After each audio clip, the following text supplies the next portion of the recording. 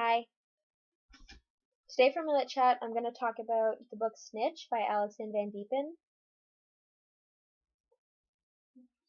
So I've done this like 50 times. I'm not even exaggerating. So if I mess up again, I'm really sorry, but I'm not even redoing it. So the book focuses on gangs and expresses how much of a risk it is to join one. Basically, the rules are once you're in for good. But there's one way to get out, and that's by being jumped out, which is when like a whole bunch of people from the group jump you, and you can get like stabbed, and it's just really it sucks. At South Bay High School in Flatbush, Brooklyn, colors are everything. Almost everyone is either a Crip or a Blood. Crips are blue, Bloods are red. Yeah. Julia Divino, the main character of the story, who has a dead mom, she died when she was 6, and her dad's constantly working or with his girlfriend, so basically she's always alone. She's tried her best to stay away from gangs altogether, with the exception of her best friend Black Chuck, who's a member of the FJC, which is a Crip gang, and Mary, who is a member of the RLB, which is a Blood gang. I'll tell you what it stood for, like the things, yeah. But it's swear words, so I'm not gonna say that, yeah. But they're rival teams. They're rival gangs. So, yeah.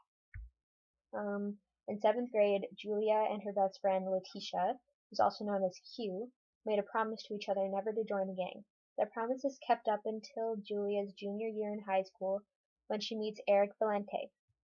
Eric has recently moved from Detroit to Flatbush due to constant trouble at his old school. His mom grew tired of constantly having to deal with him and sent him to live with his father. Julia and Eric grow close to each other, and their friendship has quickly developed into a relationship. The relationship lasts for a total of 3 weeks before Eric admits he joined the Crips regardless of Julia's feelings towards gangs. Clearly they break up, but neither of them can seem to move on. Julia's 4 girlfriends, Q, Mary, Vicky, and Melisha, convince her to go to the Lava Lounge for Fly Fridays and find a rebound guy. But as expected, Eric shows up. Sounds like a basic romance novel, right? But wait, because plot twist. Mary, being part of the Crips rival team, leaks to Julia that Eric's going to get jumped by the Blood's leader on his way out of the club. Julia, of course, still has feelings for Eric and warns him, earning her the title of a snitch. Mary's aware that Julia told Eric, and things get pretty ugly from there. Her 4 friends all turn their backs on her, and she's left with Black Chuck and Eric. By the way, they got back together. With the two being a part of the Crips, Julia hangs out with the group more and more. Having no one but the Crips, Julia decides to join as well.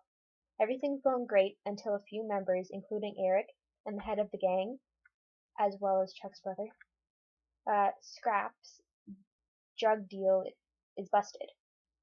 The surprising thing about all that is that Eric is let out of jail. Obviously, the FJC think Eric was working with the cops, which, by the way, they were actually correct. After 2 days of waiting, Eric texts Julia, asking her to meet him so they can talk. While talking, she discovers that most of the things Eric has told her were lies. Truth was, Eric's real name is Eric Vargas. He moved from Queens, where he was a part of a gang called the Latin Kings. He was, however, jumped out of the gang, but still ended up in a situation where he was almost sent to jail, only being let out if he were to help the cops catch the head of the JFC, Scrap. Julia was supposed to be used to help Eric get to Black Chuck, but along the way, Eric developed feelings for Julia. He tells her he doesn't want the relationship to end, but leaves Julia with a number to call if she decides she feels the same. As they're about to part ways, 2 guys dressed in blue pounce on Eric. Julia wants to help Eric, so she takes out her pepper spray and sprays it in the eyes of the man sitting over top of Eric. He was punching him, so he wasn't just sitting there. As the guys run away, From the scene, she recognizes one of the voices to be Black Chuck's. After Julia's recovered, her dad tells her that they're moving to Washington with his girlfriend Gina and her daughter, where she will be attending a new Catholic school. Julia doesn't protest. She finds her way out of the gang using blackmail and starts a new life in Washington. Her and Eric relationship continues, and she's saving for a ticket to Miami. Yeah. Julia is half Puerto Rican, half Italian. Her heart-shaped baby face gives off an innocent look. She has long black hair, which has a tendency to frizz. Eric is half Dominican, half Mexican. He's about 6 feet tall with curly black hair and sharp, dark features. Black Chuck has smooth cupcake skin and knock you on your ass smile. That's the book's description. It's not mine. And Q, light-skinned with a petite figure and huge lips. The book keeps your mind working, trying to fit all the clues together. Some books get boring after a while and you lose interest, but this one makes you want to keep reading through to the end. This book was great, and really there was nothing about it that I didn't like, but since not mentioning something would bring down my mark, I'm going to have to say the way everyone spoke was kind of weird. They're all gangster, and it's just kind of hard to take seriously when they're saying stuff like he's mad fine and I got a dip. Those are actual lines from the book. I'm not making this up. But anyways, yeah. The book is really easy to read, and it's not hard to follow along with the plot. It's not hard to follow along with the plot.